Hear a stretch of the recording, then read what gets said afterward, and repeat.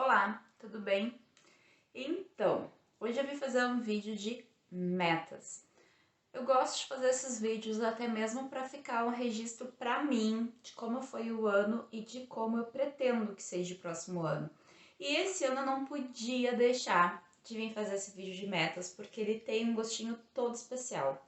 Uma meta que fez parte das minhas metas durante muito tempo, ela se concretizou nesse ano de 2020. Então eu precisava vir fazer esse vídeo sobre metas. Então vamos lá começar a analisar as metas. No vídeo avaliando as metas de 2019, eu falei que eu não tinha metas para 2020. Aí eu comentei algumas metas lá no vídeo, tá? Que a principal era comprar a casa, comprar ou alugar uma casa, principalmente por causa dos guris, que a gente queria espaço, né? E como eu já falei, essa meta foi concluída, a gente conseguiu.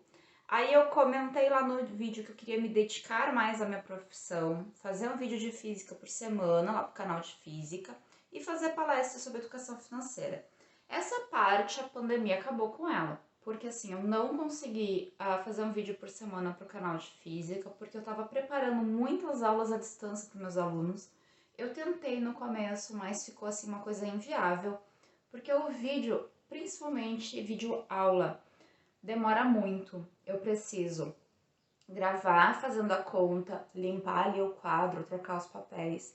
Depois eu vou gravar outra questão, depois eu vou gravar outra questão, depois eu vou me sentar, eu vou editar esse monte de picadinhos, vou juntar. Muitas vezes quando eu tô editando, eu vejo que faltou algum ponto principal, eu volto, gravo de novo, levo para edição de novo. Então assim, para gravar um vídeo, uma videoaula de física, eu levo uma tarde inteira ou mais.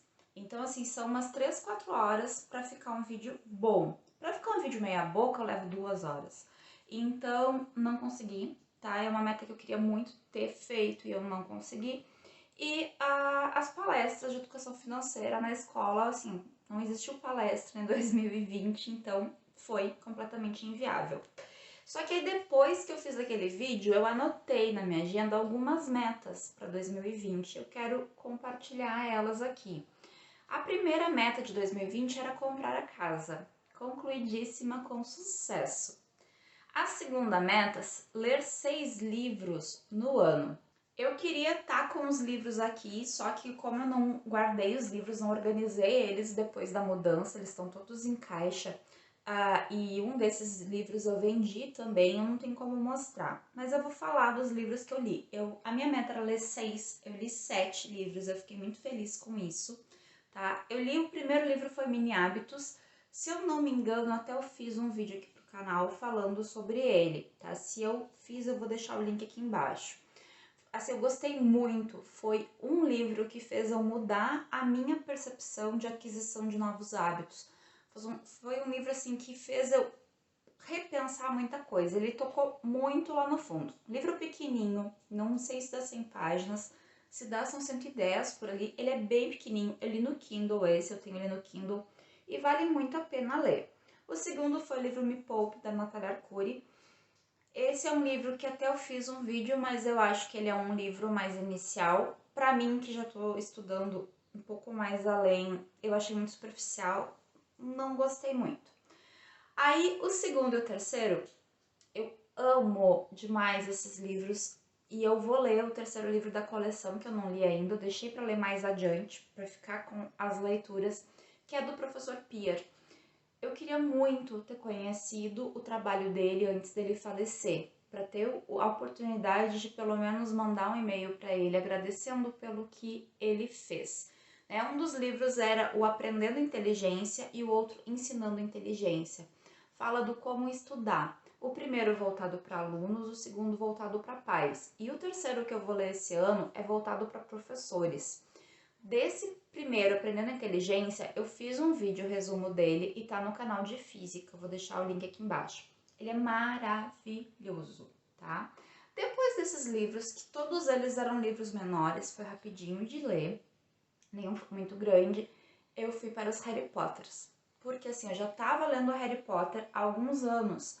Eu comecei a ler os livros do Harry Potter em 2018, se eu não me engano, eu li 2019 e concluí a saga em 2020. Então eu li O Enigma do Príncipe e As Relíquias da Morte.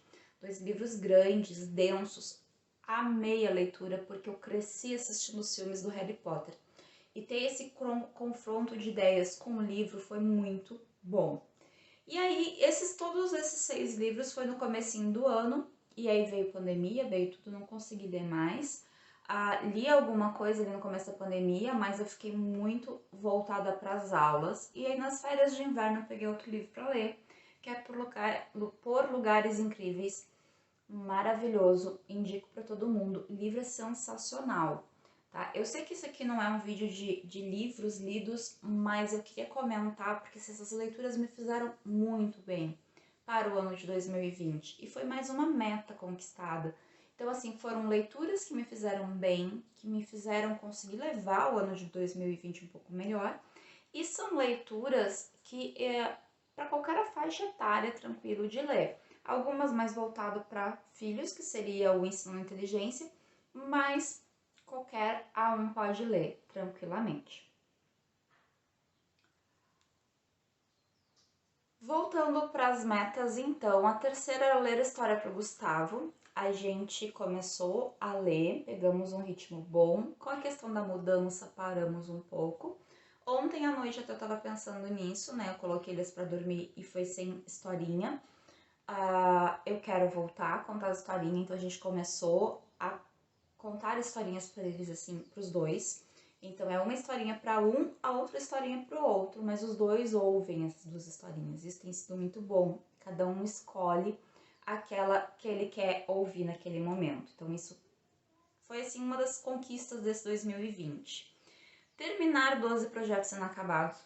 Eu acho que eu não terminei nada, não sei. Eu não anotei, eu não prestei atenção. Esse ano foi uma loucura, então essa eu não concluí. Fazer um quadradinho por semana, eu até comecei e depois eu parei. Não faço a mínima ideia quantos quadradinhos eu fiz. A minha meta era fazer 56 no ano. Não sei quantos eu fiz. E investir um número X por mês. E essa meta eu concluí, tá? Muito. Foi assim, bem custoso. Teve meses que eu não conseguia, mas eu compensava no outro mês. Confesso que os 13º salvaram. Só que assim, em novembro eu não investi nada, porque a gente estava pagando as taxas da casa. E dezembro, eu fiz parte dos investimentos no final do mês, eu não me sentei ainda para fazer. Nem sei quanto que daria ali em dezembro. Mas foi por um bom motivo quando eu deixei de fazer esses investimentos ali. Então essas foram as minhas metas de 2020. E a avaliação foi melhor impossível. O ano de 2020 ele começou um ano muito ruim em certos aspectos. Não tô falando de pandemia, não tô falando de quarentena, eu tô falando da minha pessoa, das relações assim mais internas. Foi um ano que eu comecei com alguns problemas, não vou dizer de saúde, porque não é bem de saúde, mas em relação aos guris que eu não esperava e que eu me culpei muito como mãe, me culpei muito como professora, né? Assim, por exemplo, a miopia do Otávio, que eu não tinha percebido, em um grau super alto. Ele tinha essa necessidade do óculos e até então eu não tinha visto. Então foi uma das coisas, mas foram uma série de coisas assim que começou o meu abril e o meu maio, assim, me botando muito para baixo. Não tô falando de aula em casa, não tô falando de pandemia nem nada. E aí, assim, aquilo me desestabilizou de um jeito que eu achava que o ano não ia se reerguer. Só que em junho começou a pegar um ritmo. Em julho foi pegando um ritmo. E eu fui superando essa dor, vamos dizer assim, que eu senti como mãe e como professora. E o ano ele foi melhorando. E parece que ele foi melhorando a tal ponto que todas as coisas começaram a fluir de uma maneira melhor. E que tudo foi vindo para trazer, para ser um dos melhores anos da nossa vida. Porque, assim, o sonho da casa era um sonho muito antigo mesmo. E ele se realizou nesse ano. E a gente tinha outras metas, uma delas era vender o apartamento, também conseguimos vender, já tinham me perguntado isso aqui no vídeo, no anterior eu não cheguei a comentar. Então foi muita coisa boa que aconteceu. O lugar da casa, no lugar que eu queria principalmente, o marido já não dava tanta importância, mas a gente não saiu da nossa região onde a gente sempre morou. E eu não queria sair, eu queria ficar por aqui. Então, assim, um ano que começou terrível, ele foi melhorando. E essas metas que foram concluídas, para mim, elas significam muito, muito mesmo. Porque são metas financeiras, são metas de sonhos, são metas em relação aos filhos, porque essa conexão da historinha, isso fez muito bem para esse tempo todo. Não foi só a historinha, foram outras coisas, mas tudo gira em torno dessas metas. Então, as metas, cada uma dessas que eu tinha que se realizou, elas mostram uma dimensão da minha vida. Eu acho que isso que foi tão importante neste ano todo. Então, 2020 foi um ano de provações, acho que no geral para todo mundo. Ele foi um ano muito difícil para muitas pessoas. Só que a gente sempre tem que tentar enxergar e perceber o lado bom. Da escola, do meu serviço, muita coisa a gente viu que é possível desburocratizar. É possível facilitar a vida de todo mundo. Por exemplo, uma reunião fazer pelo Google Meet, que é onde a gente faz.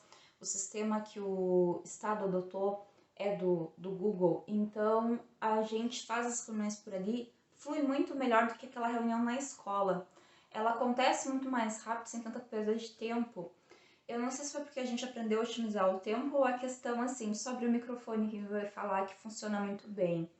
A questão das videoaulas que eu já fazia, como é importante essa relação da videoaula juntamente com a sala de aula, isso mostrou.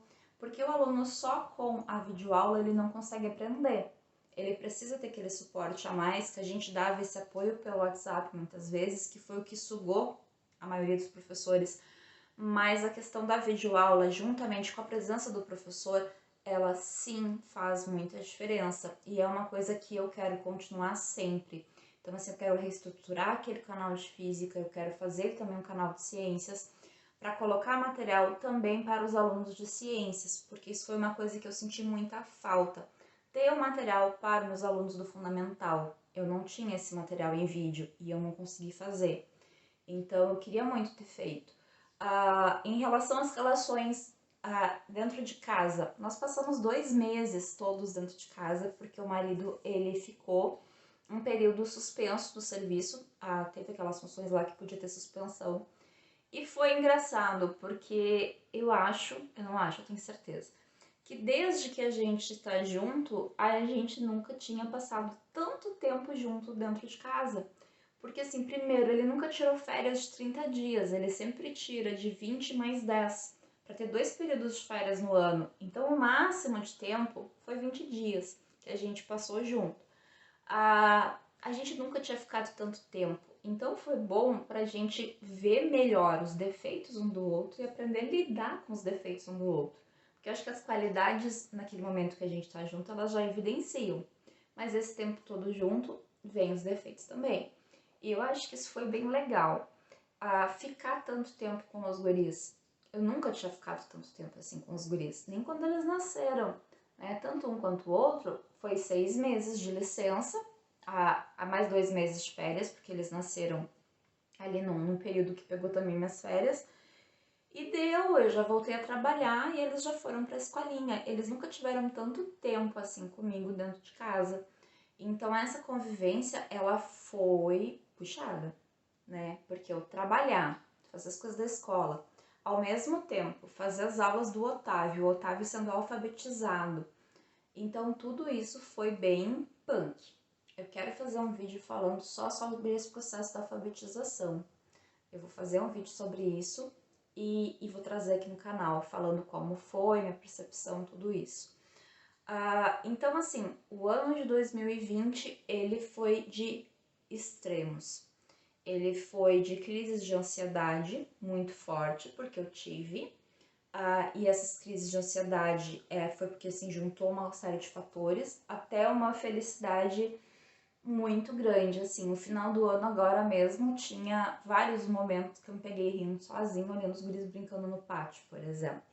Né, da realização do sonho da casa própria, da nossa casa, né, da realização do sonho da casa, da realização do sonho do pátio e de ver os guris interagindo nesse novo espaço. Então, eu acho que juntou um monte de coisa e isso foi legal, foi muito bom.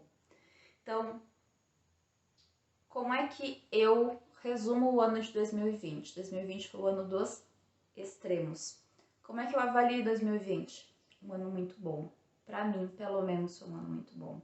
Em relação à saúde, teve pessoas próximas a mim que pegaram Covid, que se curaram muito bem, que não tiveram maiores efeitos. A minha mãe e minha sogra, que são pessoas mais velhas, que a gente tem uma certa preocupação, não tiveram contato, não pegaram, estão bem de saúde. Então, não tive perdas em relação ao Covid.